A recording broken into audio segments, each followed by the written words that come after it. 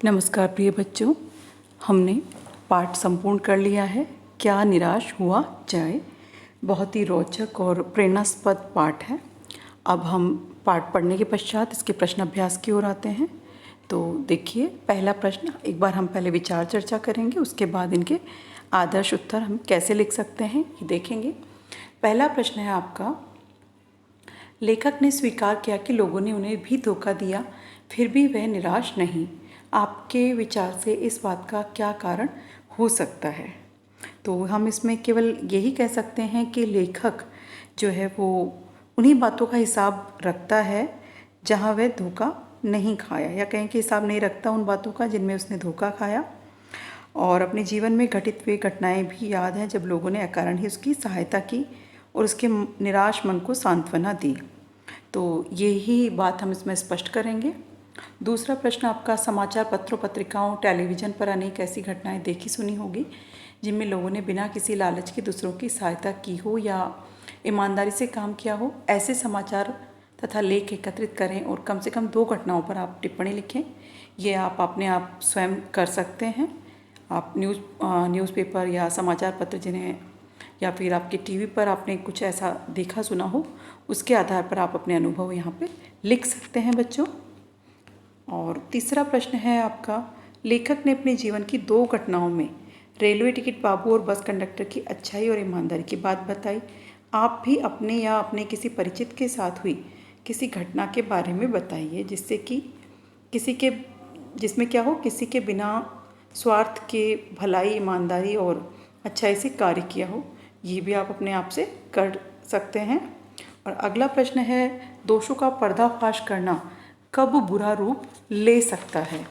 तो इसमें भी हम बता देंगे कि जब हम क्या करते हैं कि किसी व्यक्ति के दोष प्रकट करते हैं और उसमें हमारा जो उद्देश्य होता है वो क्या होता है कि उस व्यक्ति के दोष तो हम प्रकट कर दें और उसे अपनी बदनाम और वो व्यक्ति उसे अपनी बदनामी समझ करके उस दृष्टि से उग्र रूप ले ले। तो ऐसी स्थिति में दोषों का पर्दाफाश उग्र रूप ले सकता है। आइए तो अब इनके हम आदर्श उत्तर एक बार देखें किस प्रकार से लिखेंगे। पहला प्रश्न है, ये देखिए, इसमें हम लिख सकते हैं कि लेखक ने स्वीकार किया कि उन्हें भी धोखा दिया, फिर भी निराश नहीं। इसमें यह कि लेखक ने जीवन में दूसरे लोगों से कई बार धोखा खाया, ठगा भी गया, लेकिन फिर भी वह निराश नहीं हुआ। उसके जीवन में ऐसे अनेक अवसर आए जब लोगों ने एक दूसरे की सहायता की, निराश मन को हौसला भी दिया। टिकट बाबू द्वारा बचे हुए पैसे लेखक को लौटाना, बस कंडक्टर द्वारा दूसरी बस और बच्चों के लिए दूध लाना आदि ऐसी घटनाएं हैं। इसलिए उसे विश्वास है कि समाज में मानवता, प्रेम, आपसी सहयोग समाप्त नहीं हो सकते। और पत्र पत्रिकाओं वाली घटना का उत्तर आपको स्वयं से लिख देना है।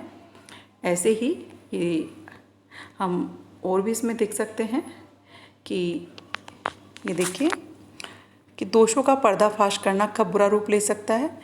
इसमें हम ये लिख देंगे कि जब गलत लोगों के दोषों को उभारा जाए तो वे उग्र रूप ले सकते हैं या समाज में आतंक फैला सकते हैं। तो अगर हमारा उद्देश्य किसी के दोषों को सामने ला कर के उसको ठेस पहुंचाना है और उसका एक तरह से हानि करना है, उसको हानि पहुंचानी है, तब वह व्यक्ति जो है उग्र हो सकता है और उस उग्रता में वह अपना नुकसान करने के साथ ही साथ किसी और व्यक्ति को भी नुकसान पहुंचा सकता है। तो किसी के दोष उजागर करने में हमारा उद्देश्य ये नहीं होना चाहिए कि हम संबंधित व्यक्ति को अपमानित करें, उसको जलील करें या फिर उसको ठेस पहुंचाने के उद्देश्य से ऐसे करें। हम अगर सुधार के उद्देश्य से किसी व्यक्ति को तरीके से समझा लेते हैं तो दोषों का पर्दाफाश करना बुरा रूप नहीं लेता। लेकिन हमारा उद्देश्य अगर गलत है तो दोषों का पर्दाफाश करना बहुत ही उग्र रूप ले सकता है। अतः ऐसी स्थितियों से हमें बचना चाहिए। दूसरों को समझाना अवश्य है, उनको गलत रास्ते से सही रास्ते पर लाना अवश्य है, लेकिन हमारे जो साधन हैं और जो हमारे साध्य हैं वो दोनों ही पवित्र हों तो हम अपने उद्देश्य में सफल होंगे, इसमें कोई शक नहीं रह जाता। तो हमें अपना इस तरह का जो दृष्टिकोण है वो बनाए रखना है। धन्यवाद।